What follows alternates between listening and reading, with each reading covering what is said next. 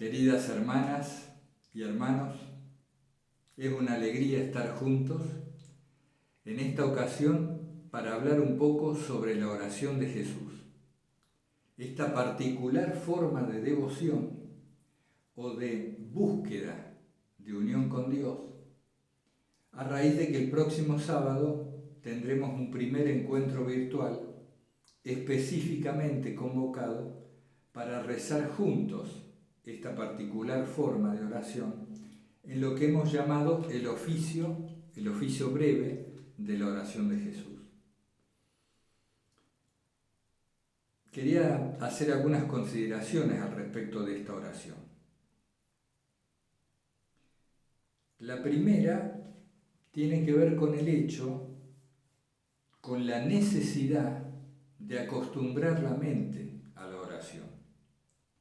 Por eso, en las primeras etapas, suele confundirse con una repetición mecánica, con una cierta obstinación del practicante, más allá de que a veces el corazón o el sentimiento acompañe o no la repetición de la frase.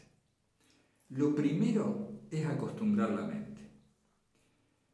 No importan las presuntas imperfecciones de esta forma de oración en las primeras etapas, que si la digo con sentimiento, que si mi atención se ha ido a otro lado y la boca ha seguido repitiendo la oración, que si digo la frase completa o la hago más corta, etcétera, etcétera.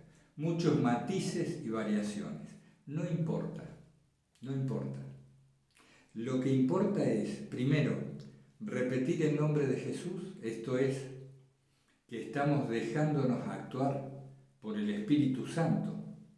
Como sabemos, nadie puede decir su nombre si no es por la acción de la gracia en nosotros.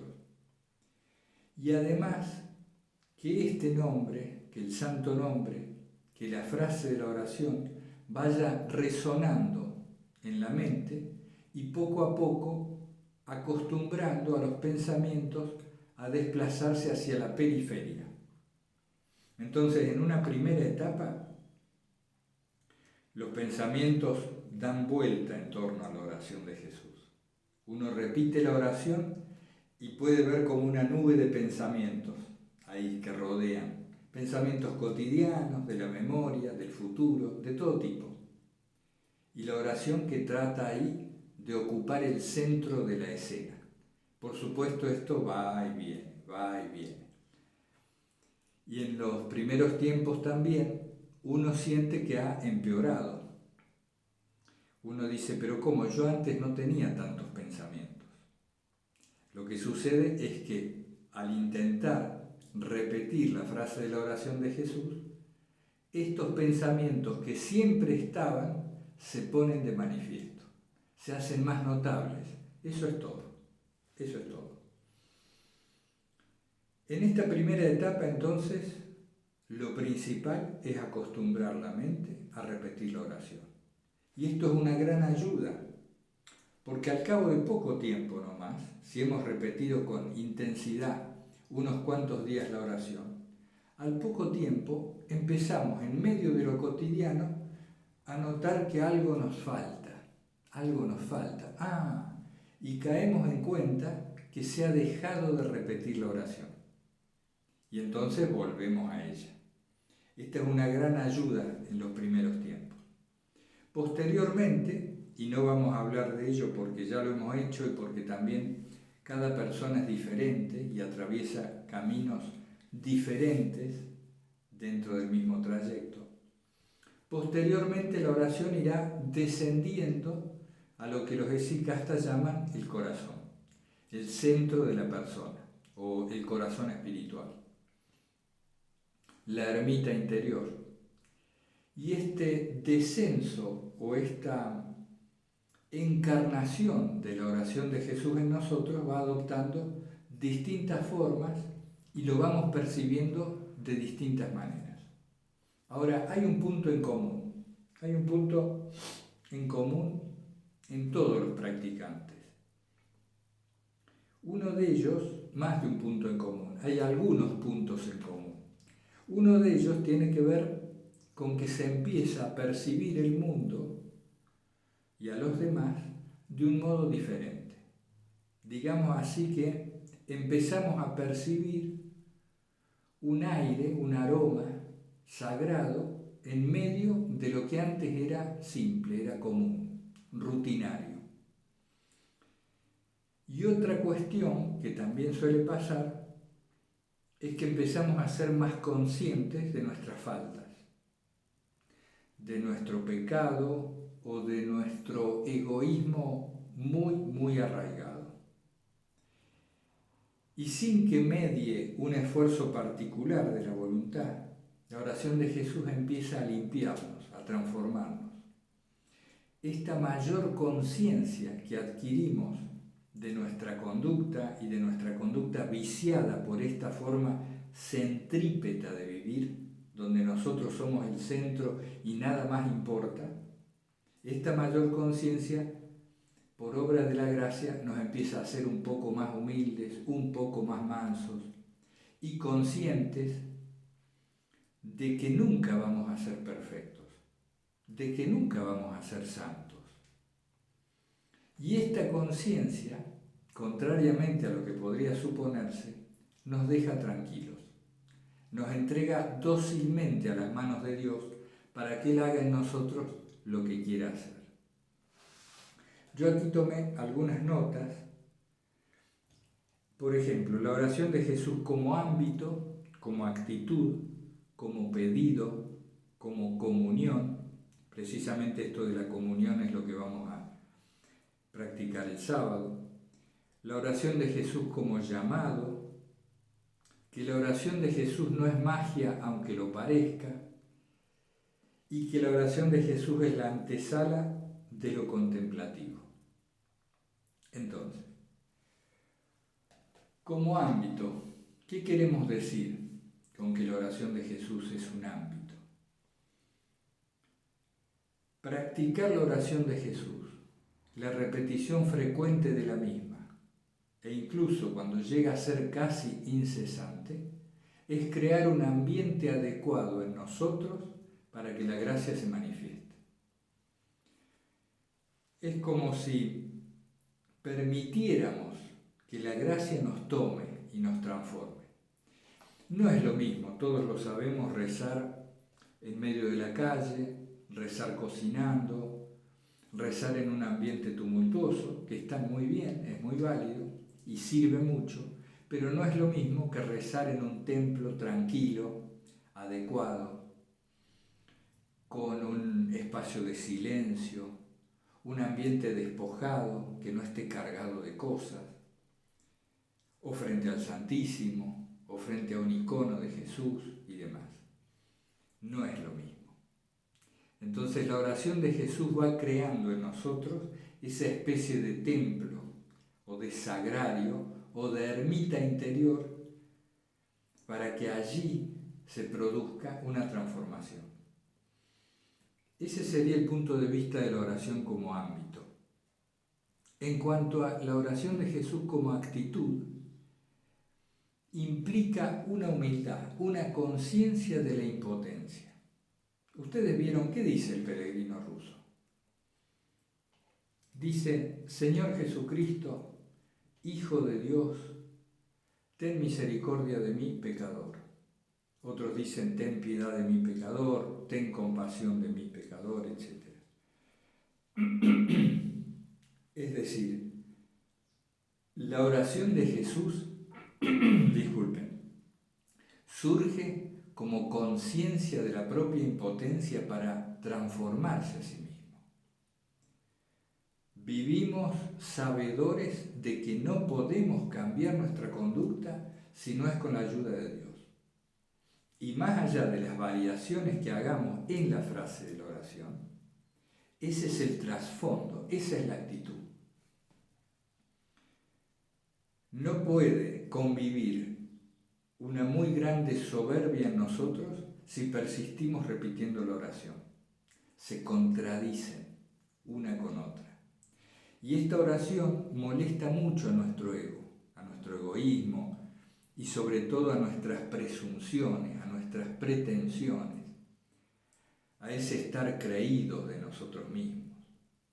Molesta mucho y tiene muy mala prensa, porque pareciera que decir Señor Jesucristo, Hijo de Dios, ten misericordia de mí, pecador, o ten misericordia de mí, pareciera que esto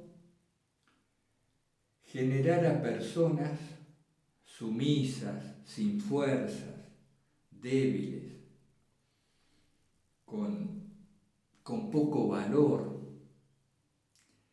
Y no es así.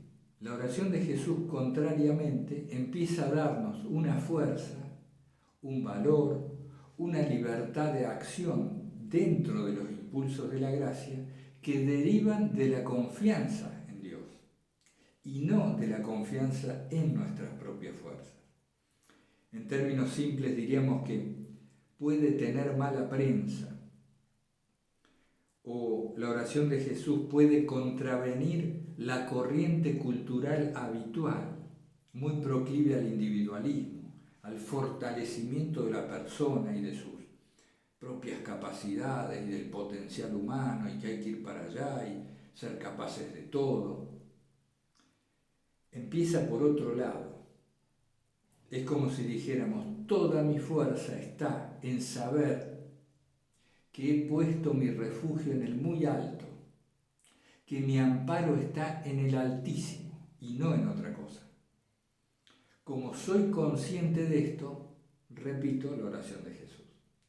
Esa sería alguna consideración respecto a la actitud, para no extendernos. Bueno, aquí viene un tema interesante, y más cuando lo vamos a hacer en comunidad. La oración de Jesús como pedido. Resulta que cada uno pide cosas diferentes, aunque repitamos la misma frase. Porque la persona que está allí, aunque diga, ten misericordia de mí, no está diciendo lo mismo que yo cuando digo, ten misericordia de mí. Es más, uno mismo, a veces un día está diciendo interiormente algo y otro día es diferente el sentimiento, aunque se repitan las mismas palabras.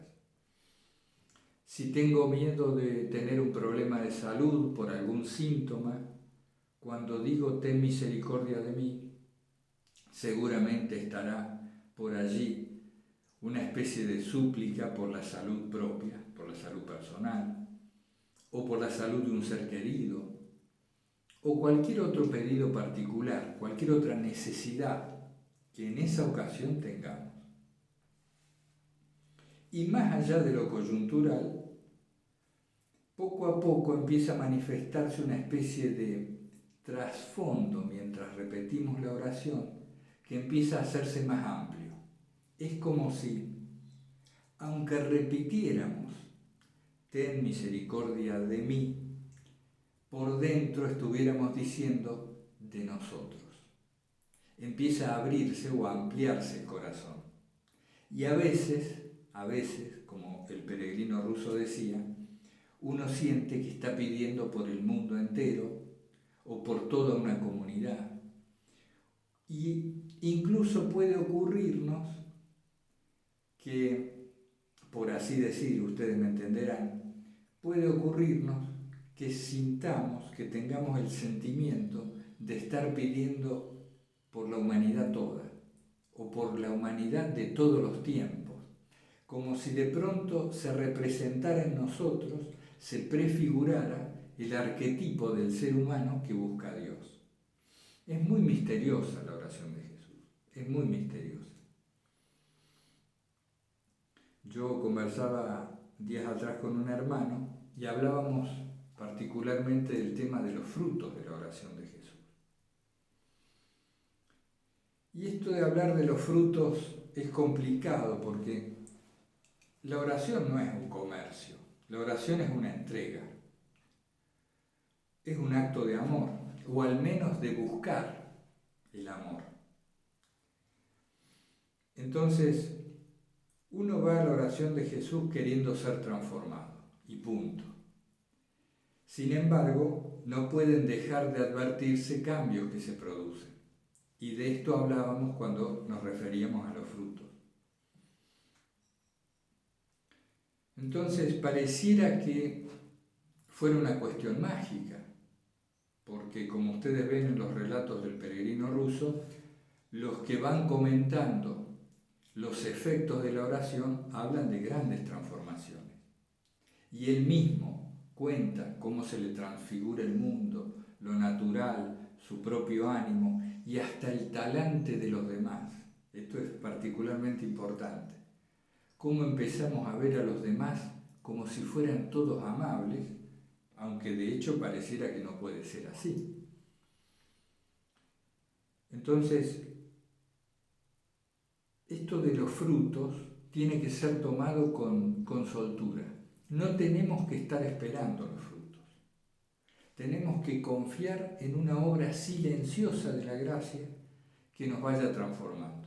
Y cuando nos damos cuenta de que hay conductas que teníamos desde hace décadas que desaparecen de nuestra vida para bien, cuando nos damos cuenta de estos cambios, ya la mente se confía más, se convence más de que algo está actuando en ella y entonces la oración surge con mayor confianza. No es magia, decíamos, porque, claro, si ustedes agarran un control remoto y prenden el televisor, para nosotros eso es totalmente normal. Para alguien de hace 70 años o 100 años, si presenciara semejante acción, diría, es mágico.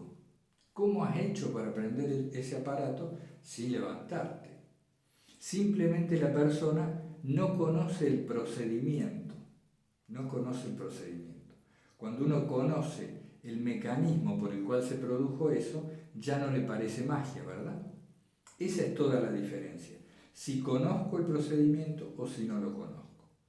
En el caso de la oración de Jesús, que incluso ha producido curaciones de gente que estaba muy enferma y por concentrarse absolutamente en el nombre de Jesús se ha visto beneficiado hasta su cuerpo físico. En el caso de la oración de Jesús, ¿cuál es el procedimiento? El procedimiento es, primero, un fuertísimo deseo de unión con Dios. Tengo que sentir ardor, una especie de obsesión con permanecer unido a Dios o a la percepción de su presencia. Y esta obsesión santa o este deseo ardoroso debe ir unido a una praxis, a una práctica concreta. ¿Cuál es esa práctica concreta? Repetir en cualquier situación posible la oración de Jesús, con la boca o con la mente. Posteriormente puede ser que se una a la respiración, a los latidos del corazón. Todo eso son etapas y depende de cada quien. Pero el procedimiento consta de dos cosas: deseo profundo y el santo nombre de Jesús. Ese es todo el procedimiento. Y no es magia, es un procedimiento. Y nos lo han enseñado quienes dedicaron su vida a esta forma de oración, a esta espiritualidad. Porque la oración de Jesús es apenas la punta del iceberg de toda una espiritualidad que podríamos llamar la espiritualidad esicasta. Y que contrariamente a lo que suele creerse, no es una espiritualidad del quietismo.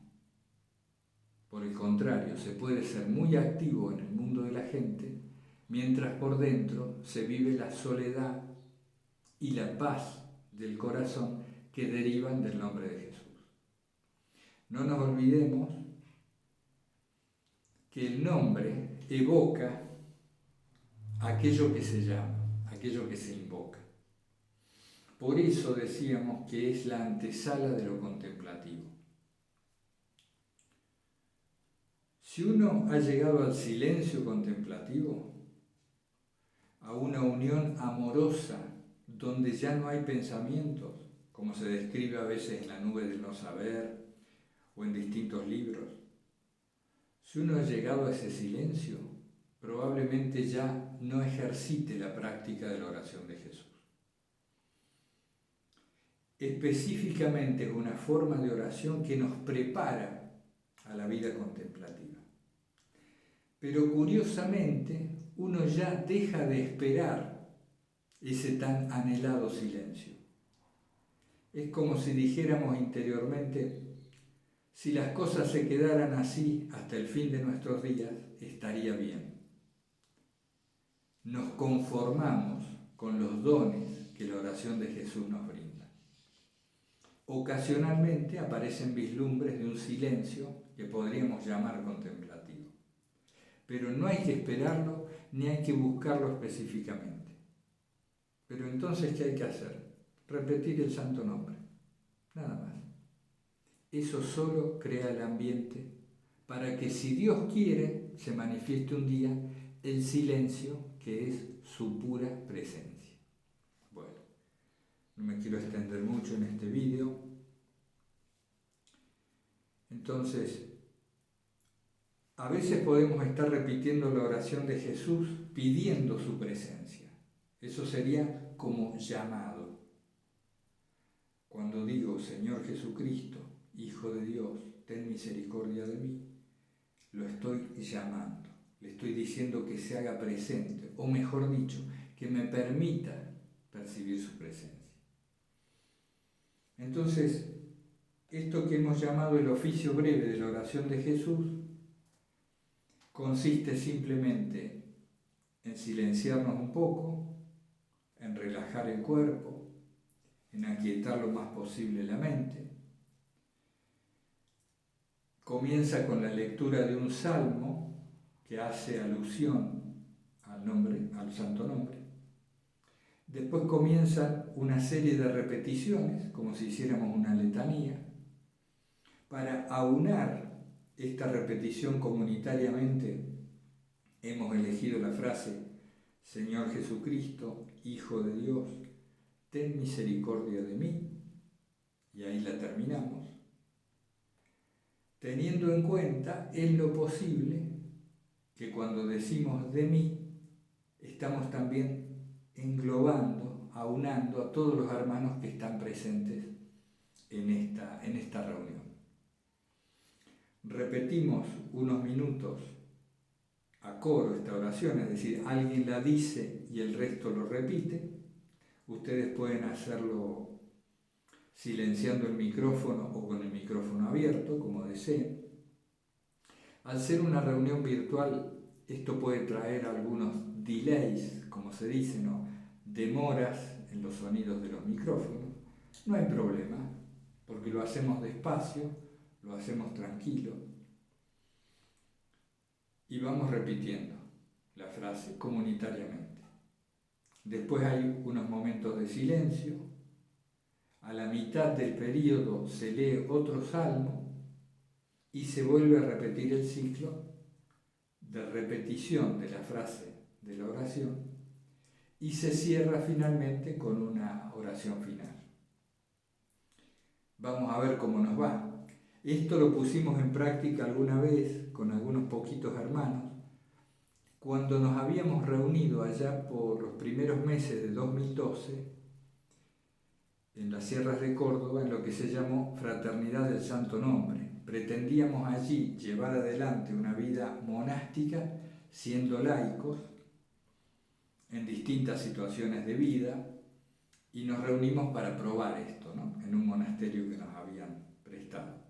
Y entonces nos reuníamos en 2 o 3 momentos del día a hacer este oficio de la oración de Jesús, que tiene su versión breve y su versión extensa.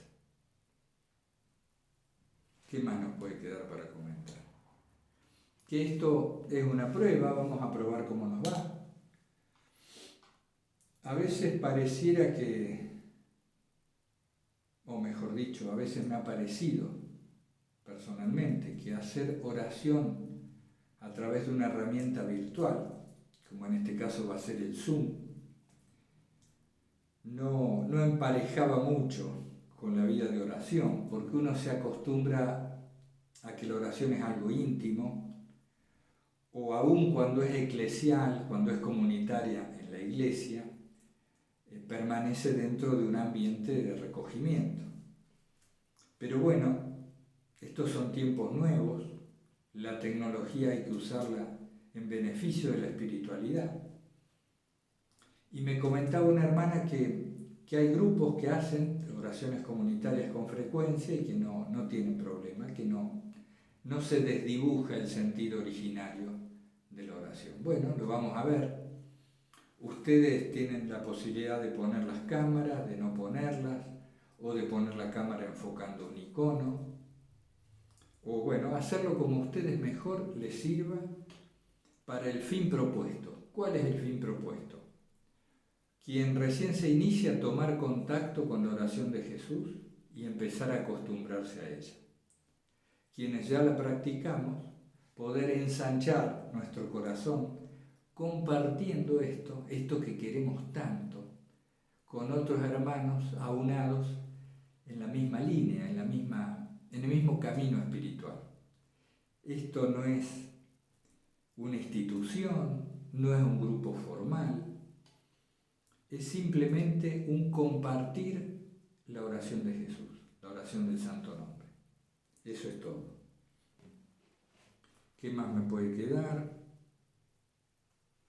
No, ahí ya está. Hay mucho. Quien no lo conozca, hicimos un retiro sobre la oración de Jesús en los primeros días de diciembre de 2019.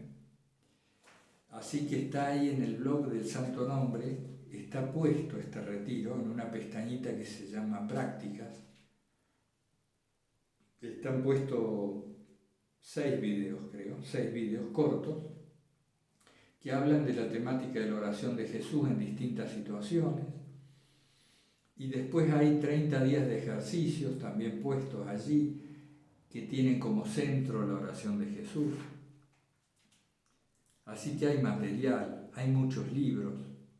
Pueden consultar cuando necesiten lo que nosotros podamos colaborar. En principio, si te has sentido llamado o llamada, atraído a esta forma de oración, tienes que probar. Y si luego de un tiempo, de un buen tiempo, ¿no? Unos cuantos, diría unos 3 meses, o 4 meses, o 6 meses, tú sientes que no es lo tuyo, lo dejas. Hay quien a los pocos días ya se da cuenta que no es lo suyo. Y está muy bien. Dios nos llama a todos al mismo lugar, pero vamos por diferentes senderos según el momento espiritual que atravesemos. Bueno, entonces, el próximo sábado nos encontramos a las 20 horas de España, 15 horas de Argentina, para rezar juntos un rato la oración del Santo Nombre de Jesús. Hasta pronto.